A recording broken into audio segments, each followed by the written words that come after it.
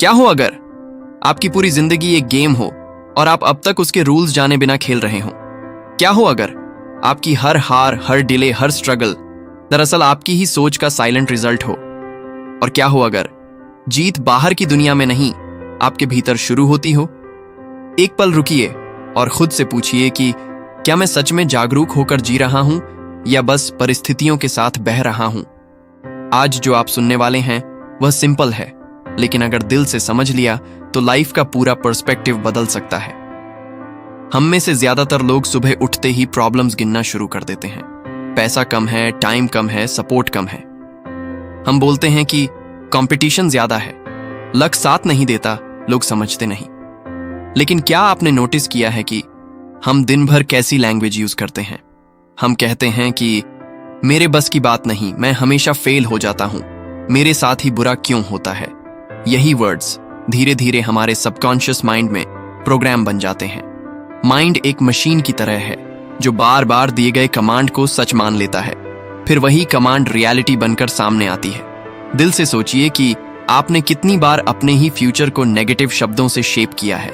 कितनी बार आपने किसी पुराने इंसल्ट, किसी पुराने ब्रेकअप, किसी पुराने लॉस को पकड़ कर रखा है और फिर कहा है कि जिंदगी आगे क्यों नहीं बढ़ रही। सच ये है कि जब तक हम अतीत का बोझ पकड़े रहते हैं तब तक हम फ्यूचर के लिए हाथ खाली नहीं कर पाते। आप एक हाथ में पत्थर पकड़कर दूसरे हाथ से नई चीज नहीं उठा सकते। ये दुनिया एक मिरर है। आप भीतर जो फील करते हैं वही बाहर रिफ्लेक्ट होता है। अगर भीतर इनसिक्योरिटी है तो बाहर भी लोग आपको डाउटफुल दिखेंगे। अगर भीतर ट्रस्ट है तो अपॉर्चुनिटीज भी फ्रेंडली लगेंगी। ये कोई मोटिवेशनल लाइन नहीं, ये एक यूनिवर्सल लॉ है। जैसे ग्रेविटी सब पर बराबर काम करती है, वैसे ही थॉट और वर्ड का लॉ भी सब पर बराबर काम करता है। आप जो एक्सपेक्ट करते हैं वही अट्रैक्ट करते हैं। अगर आप हमेशा वर्स्ट एक्सपेक्ट करेंगे तो माइंड उसी के प्रूफ ढूंढेगा। अगर आप पॉसिबिलिटी एक्सपेक्ट करेंगे तो रास्ते भी दिखेंगे। लेकिन यहां एक गहराई है, सिर्फ पॉजिटिव बोलना काफी नहीं है। अगर आप ऊपर से कहें कि मैं सक्सेसफुल हूं और अंदर से डर रहे हो कि कहीं फेल ना हो जाऊं, तो कॉन्फ्लिक्ट पैदा होगा। इसीलिए सबसे पहले अवेयरनेस जरूरी है। ऑब्जर्व कीजिए कि दिन भर आप क्या सोचते हैं। क्या आप लोगों को ब्लेम करते हैं या खुद रिस्पॉन्सिबिलिटी लेते हैं? गेम बदलना है तो प्लेयर को बदलना होगा। अब प्रैक्टिकल लेवल पर आइए। पहला स्टेप है अपने वर्ड्स पर गार्ड लगाइए। जब भी मन कहे कि मैं नहीं कर सकता, तुरंत पॉज लेकर कहिए कि मैं सीख सकता हूं। जब भी मन कहे कि मेरे पास कुछ नहीं है, तुरंत कहिए कि जो है वहीं से शुरू करता हूं।